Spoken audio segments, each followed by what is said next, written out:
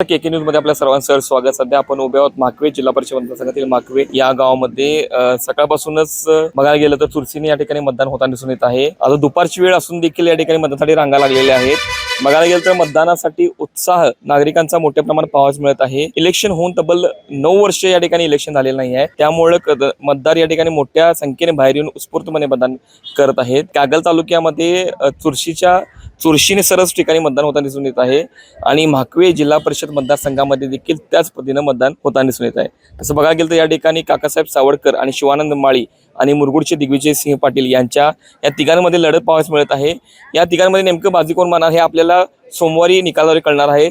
मात्र आता मतदार उत्स्फूर्तपणे या ठिकाणी येताना आपल्याला दिसून येत आहे.